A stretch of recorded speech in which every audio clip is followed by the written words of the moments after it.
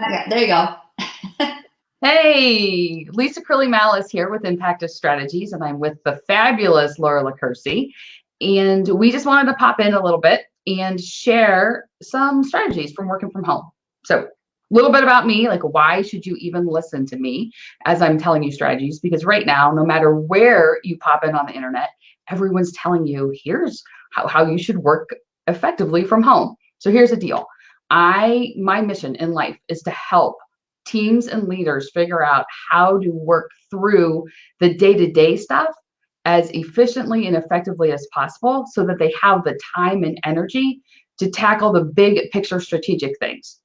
So what that means is I've spent my career helping people just like you figure out how to be more productive in the workplace. So with that being said, here's Laura, who has a ton of expertise also. Thank you, Lisa. Yes, and Lisa has helped me immensely with all of her tips. She is amazing. So basically, I am Laura Licursi. I have been in the virtual assistant space and working remotely for 23 years. So yes, that is before Google was even ever a thing. And I own a virtual assistant agency. Basically, we are a virtual staffing agency.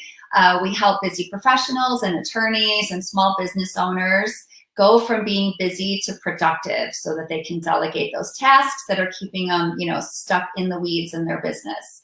I also help women in the virtual assistant space. I help them build their businesses.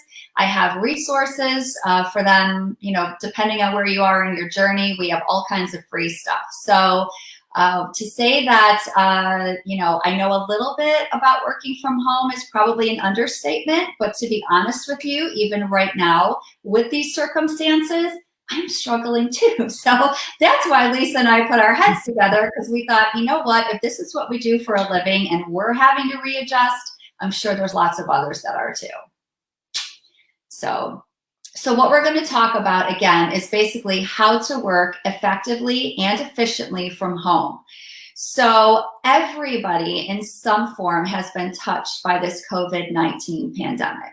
So this is really geared towards those of you who maybe have never worked remotely before, or you tried it and you just didn't think that you could do it.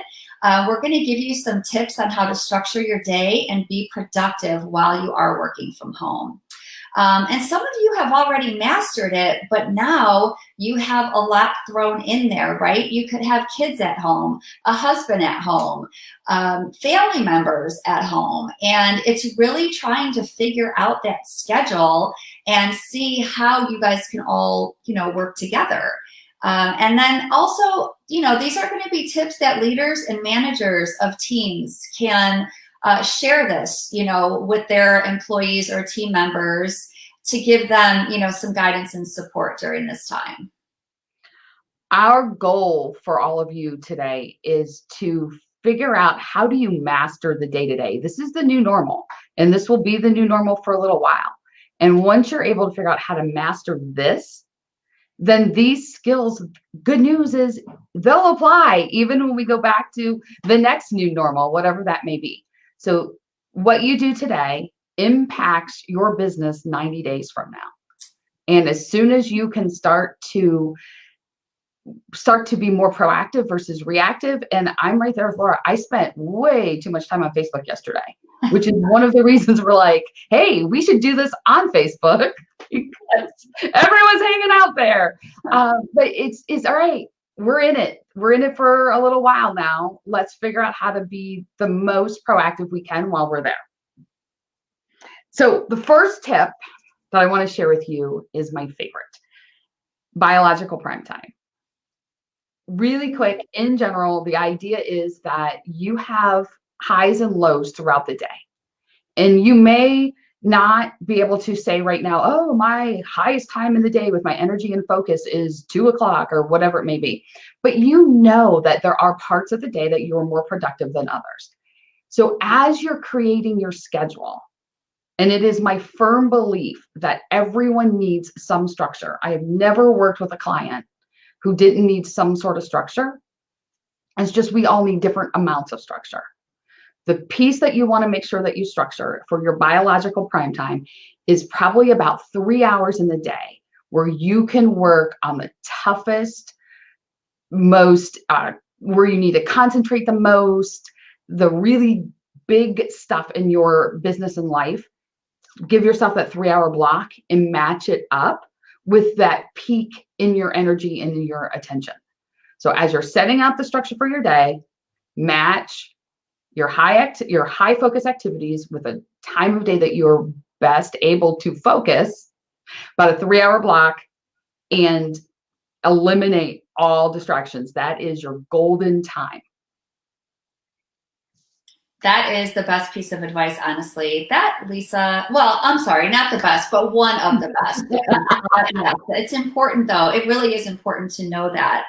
And then another thing that I do, actually, I structure my day. I plan it out in half-hour increments. And what I do is I will plan out, I might have to tackle a project in one of those increments. I might set aside increments to have, tackle my to-do list. And in between there, I schedule buffer time. So for me, I usually do 15 minutes. Now that everybody's home with me, it might be more like 20 or 30 minutes. So it might be a little longer. But that gives me an opportunity to really hyper focus for a certain period of time. And then I know I have a break. So I'm not interrupting myself during that time block. And, that could be buffer time you could use, for multiple things, whether it's, engaging with your family who's now home or, doing some housework, whatever it is, but, allowing yourself that time to like a reward, if you will. Right. Because when you're thinking about setting up your day, one of the things to remember is in a typical 8-hour day where you're rewarded a lot for butts and seats, when you're thinking about that, the amount of time that you're really, really, really effective and efficient is probably about 3 hours. And then there's a lot of other stuff happening. So one of the advantages, and next week when we do our live again for you all, we will talk more about the advantages. But one of the advantages right now is you have a little more control over your schedule than you may have had in the past when you weren't working remotely. So really hone in on your buffer time and on your biological prime time peaks and use those spots as effectively as you can. Speaking of buffer time and using some of that to chat with some family members who may be home, because we are not living in fantasy land here. We know that there are distractions. There are people. Both Laura and I, when we were prepping for this call yesterday, were interrupted by our spouses. So we get that there are people there. And so you do want to create some boundaries around your schedule so that you can focus and really, and Laura's going to give you a couple tips of what that could look like. But here's the bigger piece why. According to Gloria Mark, she did a study, University of California, Irvine. And when you are in the zone and you are working and you get interrupted by someone asking if you've thawed dinner or or an email or a text or whatever, it takes you 23 minutes and 15 seconds to regain your focus. So when you're setting out that time for uninterrupted attention on high importance tasks, you want to remember the fact that every time you allow yourself to be pulled away from that, because you haven't set the structure up well enough or set the boundaries up well enough, is it'll take you 23 minutes and 15 seconds to get back to the place that you were. And that time can bleed so easily and so quickly when you are working remotely, because you don't have the social peer pressure potentially around you to keep you focused on what you're doing. And you can jump up and go do this or go do that. And so don't let your day bleed away. Make sure that you set some boundaries up around you. And so speaking of how to do some of that, Laura, any suggestions? Yeah, well, so for people who actually have their kids at home, and again, everybody is going to be in a different situation, and it depends on the age of the kids, but this is a really good time to get them a little more involved. They can, depending again on their age, there's a lot of things that they could do. They could help in the kitchen. I know a big one for me is still structuring your day like you were in an office, especially if this is brand new to you and you were remote. Make your lunch ahead of time so you're not losing that time, in the kitchen, just like staring in the refrigerator for an hour, because it's easy to do. It's like getting sucked into Facebook or something. So, have your kids help, prep lunch, do laundry, have just other things that they could be doing to keep them occupied. Because in all honesty, when you look at, and I don't know about you, but when I'm looking at the schoolwork that actually needs to be done, it doesn't take 8 hours. I mean, and if you think about it, I'm sure that the work that you're doing that you brought home, if this is new to you, you can do it in a lot less time, because there is a lot of just wasted time in the office. So just, trying to incorporate the whole family to work together as a team, and giving everybody kind of their own, little instructions and little tasks that they can do. Yes, I agree. There's a thing called Parkinson's Law, which I'll paraphrase for all of you. Feel free to Google it later. But my version of Parkinson's Law is that you'll fill whatever allotted time you have, you'll fill it. So if you think the amount of work you have takes 8 hours, you'll take 8 hours to do it. If you think, okay, I can get it done in 3, you'll get it done in 3. It's the same thing with space. When we buy a new house, we're always like, oh my gosh, there's so much storage space. And then 5 months later, you're like, I can't believe I bought a house with no storage. Because nature abhors a vacuum, and we'll fill what is available. Yep.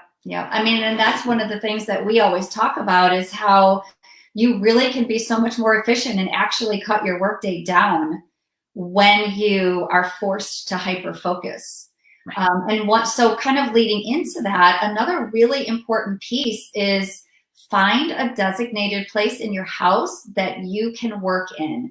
And granted, not everybody has an extra room or an office, especially if you haven't already set yourself up for it. But you need to find a spot that's not going to be in the center of all of the activity, right? You don't want to be at the kitchen counter and then expecting everybody in the house to be quiet for you, because that's just not going to work. Especially if you're going to have video calls or something like that. Like, you've got to have that quiet spot. I mean, honestly, I know people who have taken, they might have like a decent sized closet, and you can literally set a little, it's not that you have to lock yourself in there for 8 hours, but a place that you can go so you can hyper focus, or you can get away if you need to take a call or do a video conference of some sort. It's so funny that you said a closet. I met a woman, her name is Jenny Blake. She's the author of Pivot.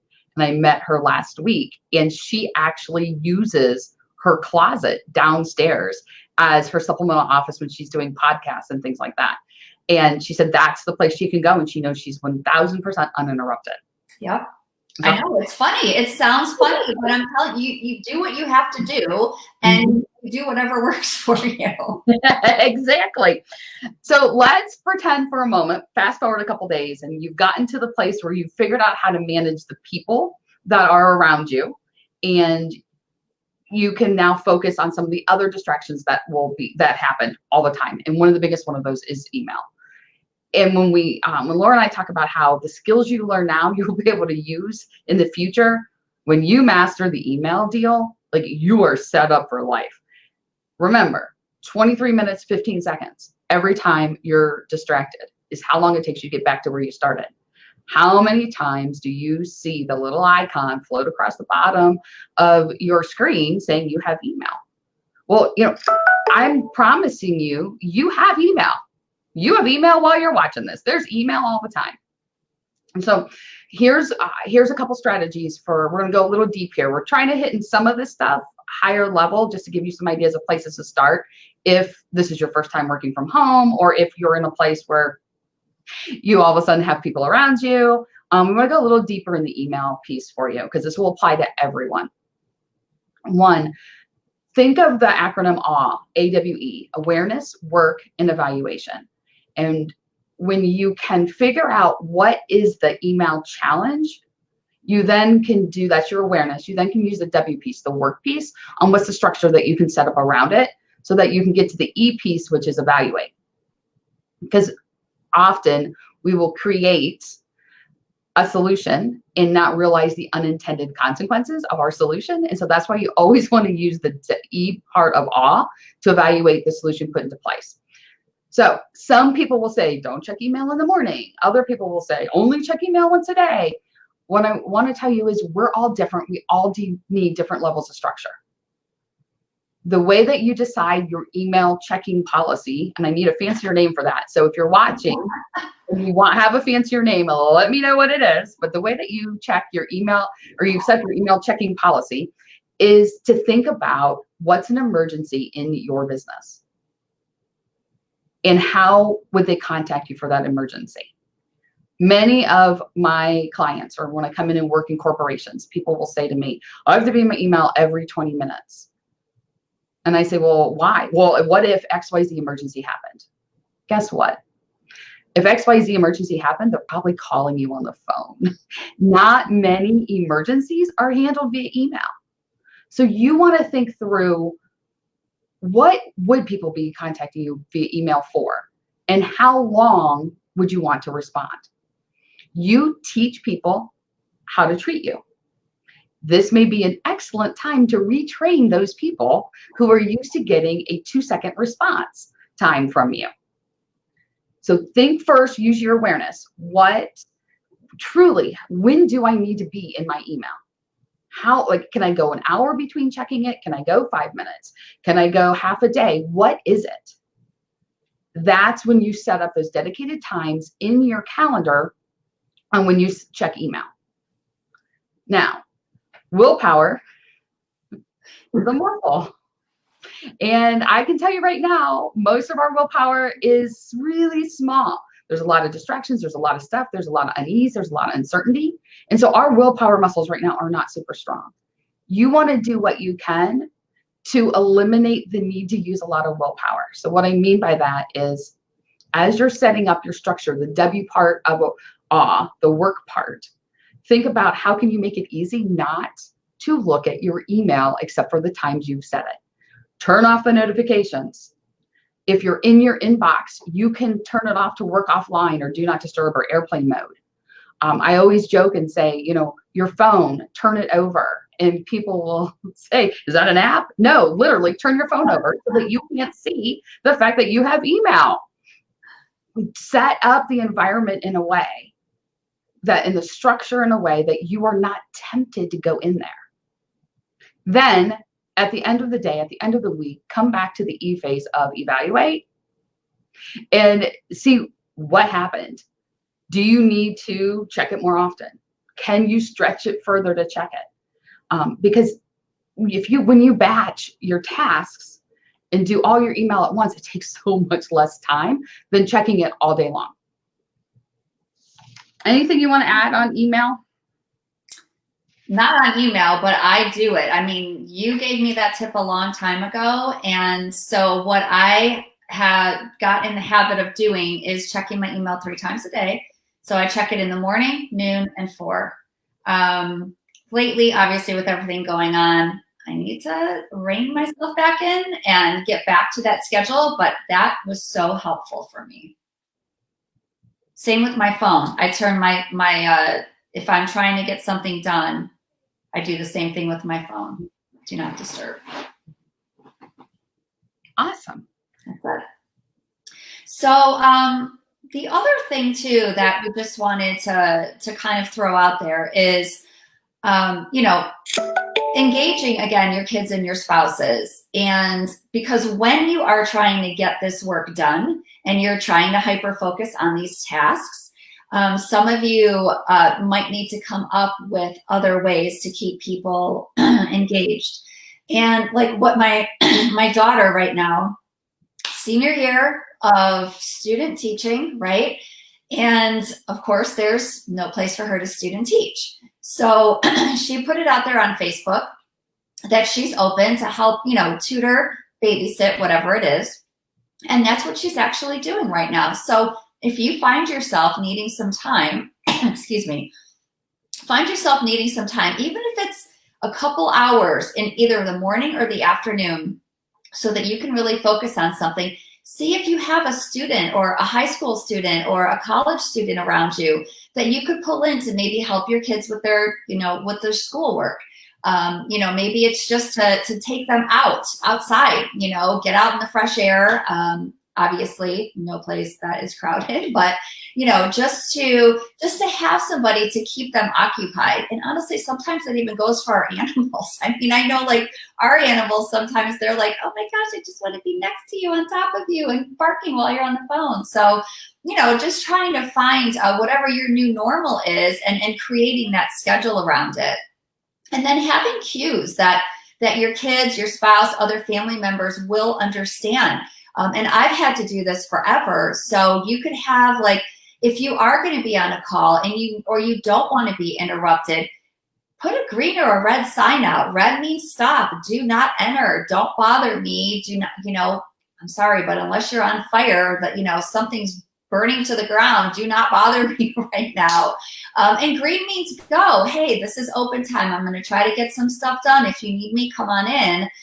So whatever that's going to look like to you, but having those cues that are really clear to people, so that you're not on a conference call with your boss and the kids and the dogs just come, bursting in on you. And again, depending on the age of them, but that's always been really helpful for me. I always would have a do not disturb sign on if I was in the middle of a meeting, or if I was really hyper focusing on something and needed to get it done. Absolutely.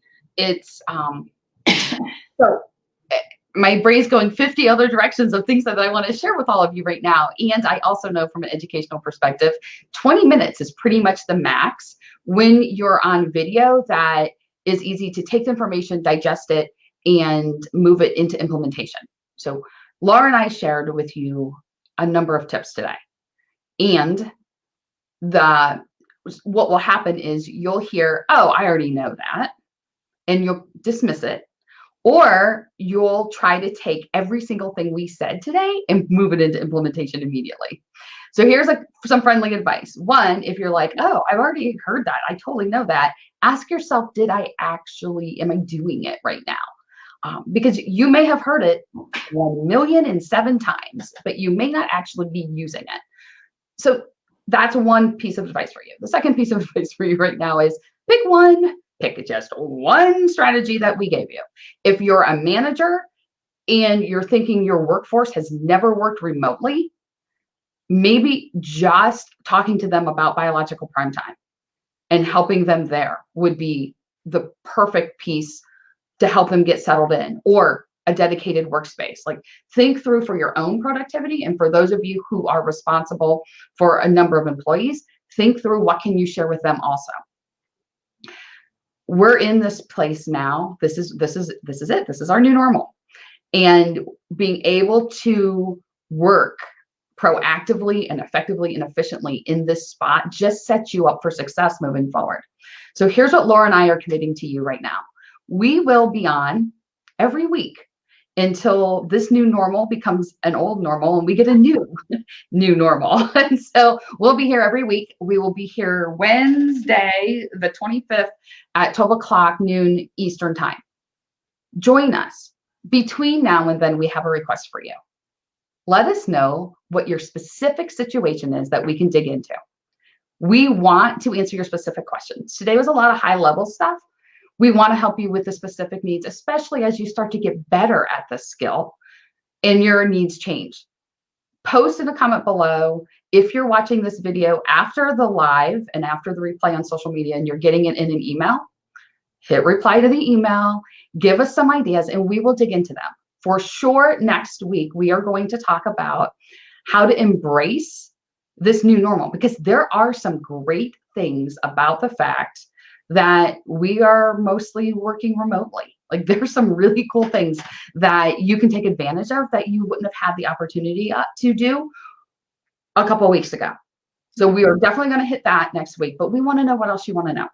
So we thank you for watching and listening and commenting and sharing ideas. And we will see you next week. Yeah. Bye for now.